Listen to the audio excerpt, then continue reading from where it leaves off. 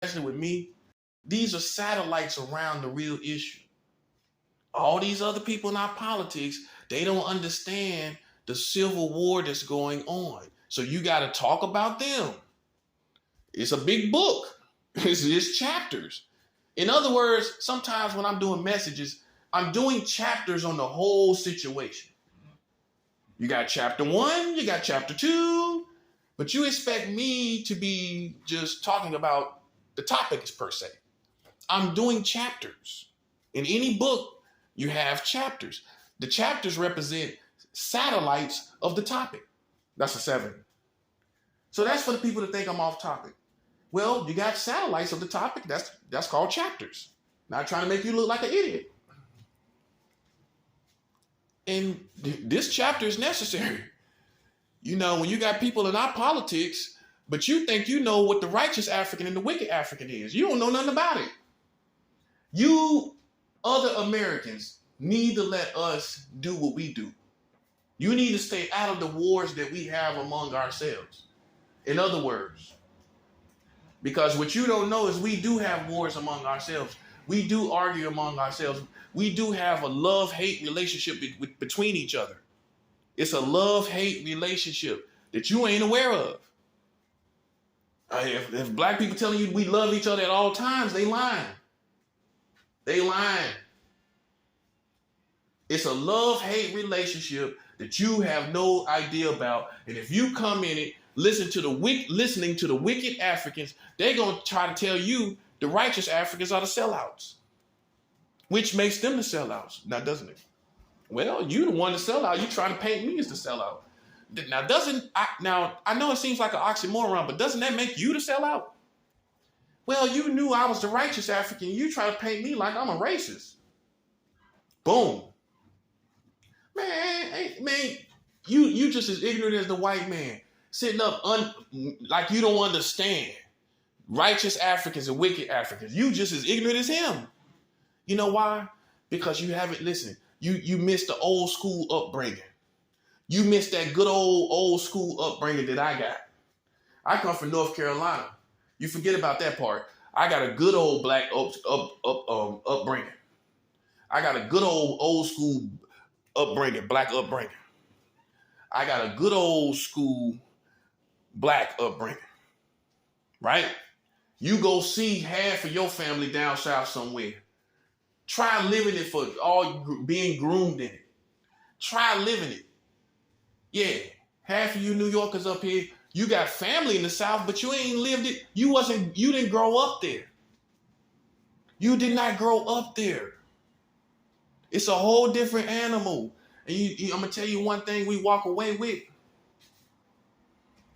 We walk away with understanding the different types of Africans. Clearly understanding this.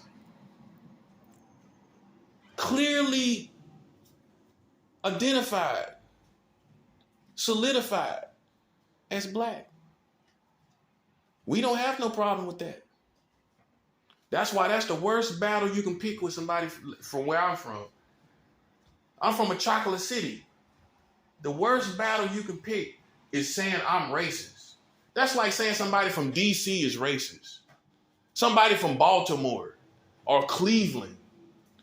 Somebody black from Cleveland is racist. That's the equivalent of saying somebody black from Charlotte is racist. It's ridiculous. It's ridiculous. And that's why you lose. I'm from a chocolate city. Listen, I could be black on my own. Doesn't it seem I'm doing very well?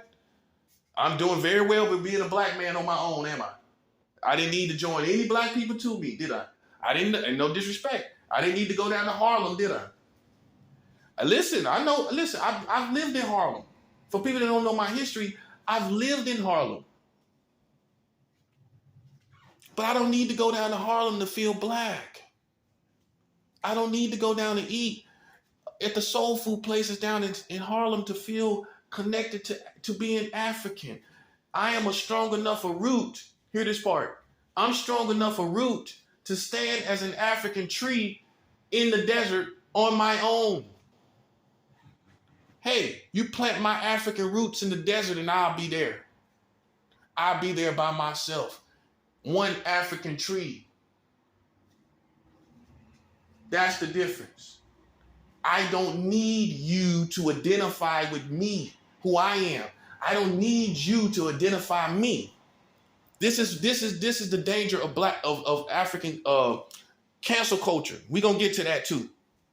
Because you think that you have the identity. This is part of the chapters of talking about this African righteous African and wicked African.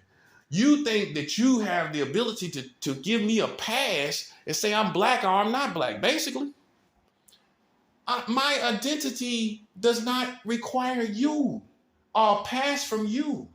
I'm an African tree wherever I go. You understand? I don't need you to be African.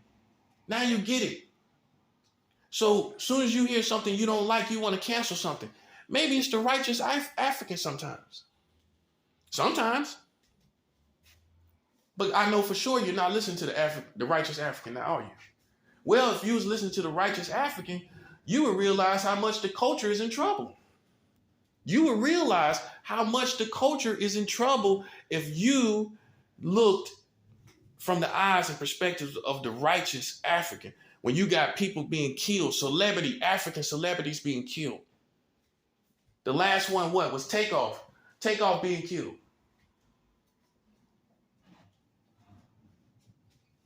And I'm just looking at it. Look, did I listen to his music every day?